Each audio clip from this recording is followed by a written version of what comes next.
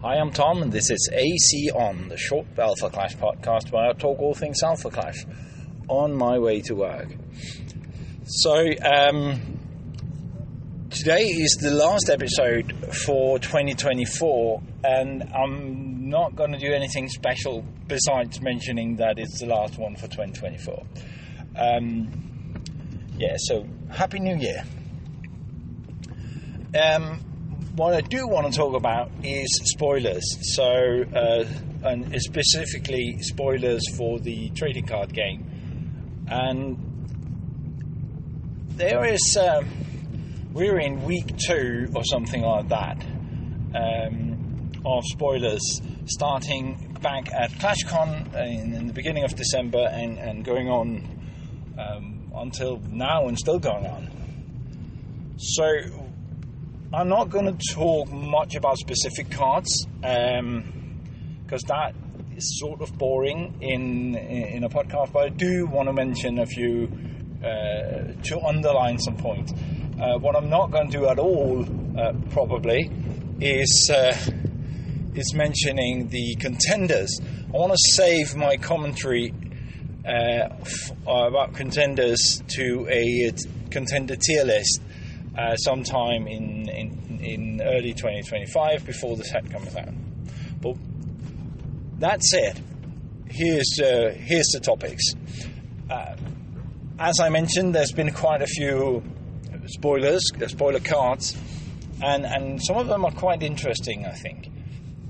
So I've noticed a couple of themes. They may not be the themes of the set, but I'm beginning to see the outlines of such sets, of such themes, or sub-themes maybe. One of them is protection, or combat tricks and characters that play into defending your own stuff. I'm thinking of stuff like the new clash buffs. So not long ago, the green clash buff, costing a single green, called Baiting, was revealed. Baiting is a really cool card, in my opinion, because you can do some unexpected. Everyone knows the card exists, but some unexpected trickery with it, where you sort of deflect damage for something you want to keep around. There might not be a contender that does some of the same things, trying to protect things, not necessarily kill the opponent, but protect something that you want to have hanging around an extra turn.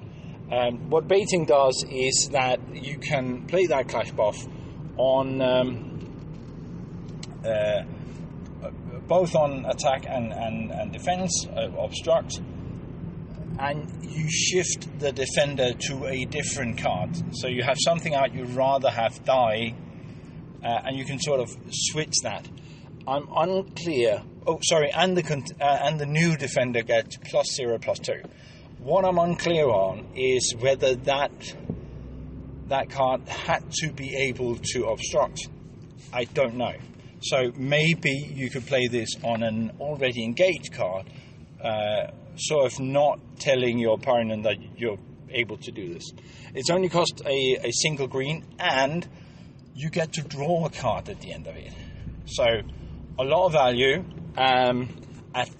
even at common. So interesting card for me, but that in and of itself, but also that it plays into this defense sub-theme that's going around. Defense, removal, stuff like that. There's a clarity card that does some amazing removal, but also is an epic. So the other theme is not a theme per se. Another bit of this combat tricks we get out is that way back at the very first set, The Awakening, 2022, 23? Oh man, it's been a while, hasn't it? Well, there you go. I think 2022, 2023, whenever the Kickstarter first released, and then the retail version of the Awakening, when that came out, there was some zero cost Clash buffs. They were subsequently errated and then banned.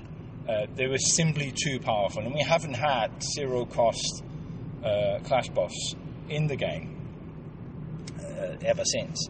But now we do, at least one. The blue Clash buff called Streaking was revealed at ClashCon, and it was used to illustrate this X-ray look, which looks really, really cool, and I'm gonna at some point have to update my collector's guide. But that's a zero cost blue. Blue meaning that types of resources, doesn't really care what color you play, as far as I remember. What color you play, what color anything else is. Your contender needs to be blue, if I remember. What it does is it puts a streak counter and +1/+0 on either the attacker or defender, so you can use it both ways. Technically, you can use it on your opponent's stuff as well. That would be a corner case. So it's not overly powerful, but it is zero cost. So it's a good thing to keep in hand. And as far as I remember, it's common or uncommon. So the rarity is not high for this either. So it's a really interesting part of the game, getting back into something that really do cost zero, or Clash buffs that do cost zero. Also, in these combat trickeries, there are the black Clash buff, Rank Up, came out, and what that does is it allows you to get a badge which gives you +0/+1. And attach a weapon if you already have one. It's only cheap weapons. So, and does Rank Up cost 2 maybe? And it's only a small weapon, so it costs 1 or less, which means it's Clarity's 1911. Are there any other 1-cost weapons? I don't remember.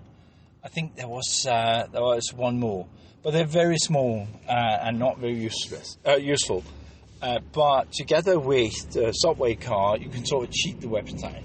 So that those two are good in unison. Getting a cheap weapon out and getting to put it on whatever needs it at the blink of an eye.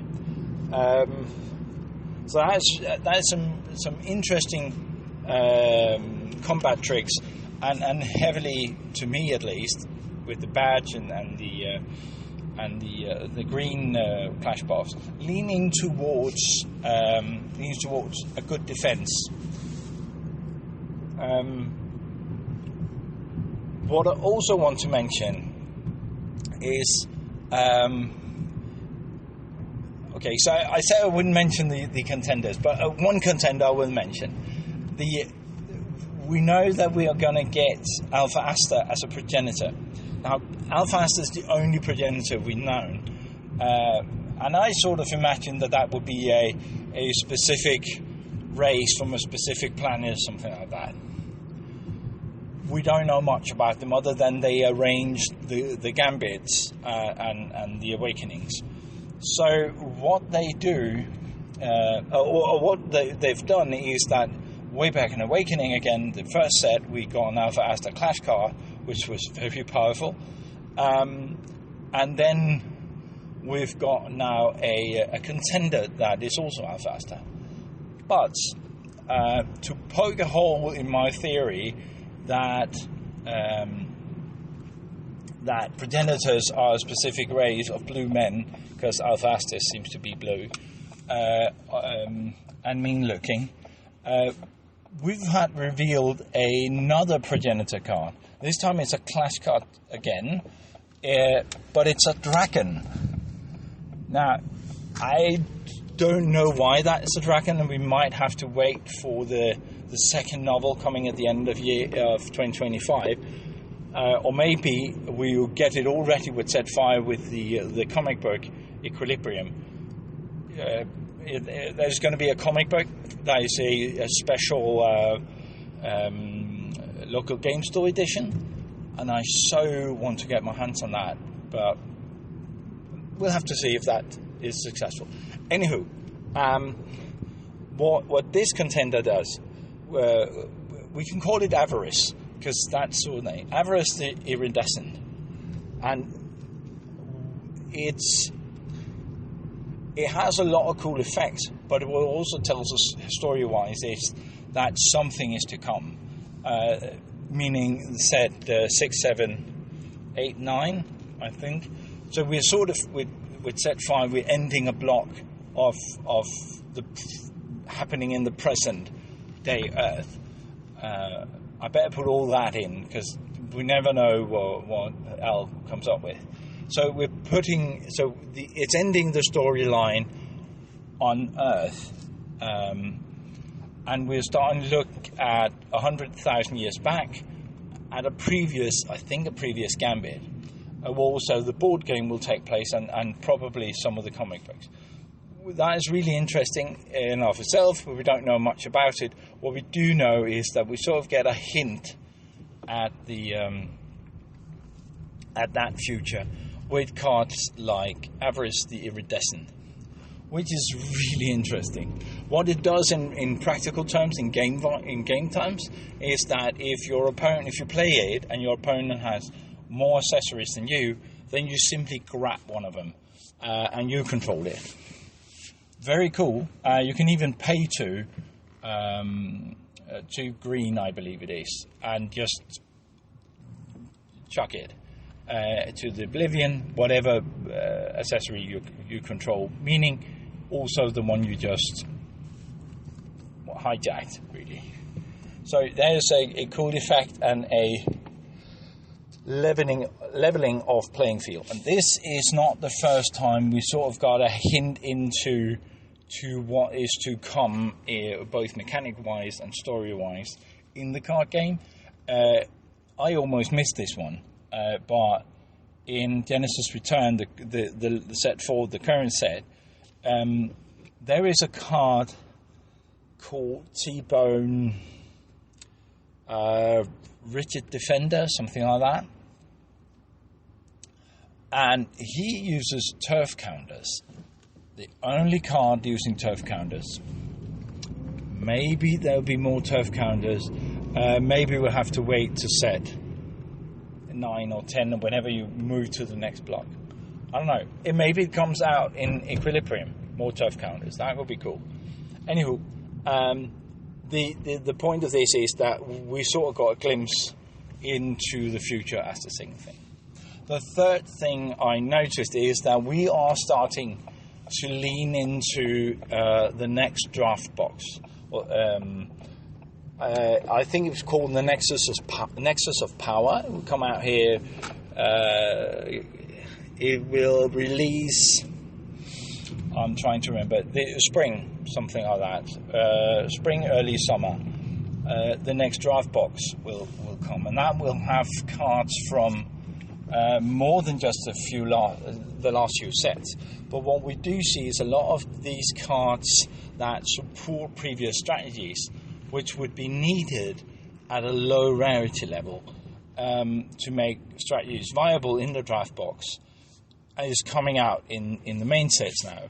Some of these are things like the Clash buffs I've just mentioned, and there's a grenade support again.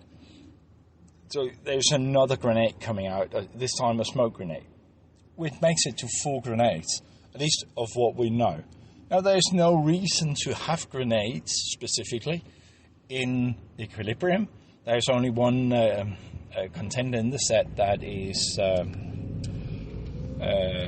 Alpha Hunter, but it being, I think it's rare or uncommon, that being in there supports the card pool for the draft box.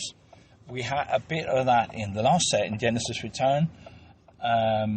Jensen's Returns. So this sort of rounds it out, getting us ready to get a draft box. Now, if you have not had a chance to do a draft, I had the chance to do my first draft in at ClashCon in Charlotte. That is not the last time I'm going to draft this game. The Year of the Dragon box worked really well. I think we have some really interesting games with the decks we built that were coherent. There was enough in them to make them coherent. Much like a good Magic set back when they were coherent. So I really, really like it. And I'm definitely going to try and do that again. Maybe that should be my New Year's resolution. Anyway, that is the third theme I see in this. So there is more defense, or at least combat tricks to lean or play to lean against defense. There is a glimpse into the future of what is coming in the next block, and finally there is support for strategies that is not necessarily relevant to the contenders in this set, but will be for both draft and if you're running some casual strategies otherwise. Anyway, that was it for me for this time. I will see you again next Monday, where we will be in 2025. Bye for now.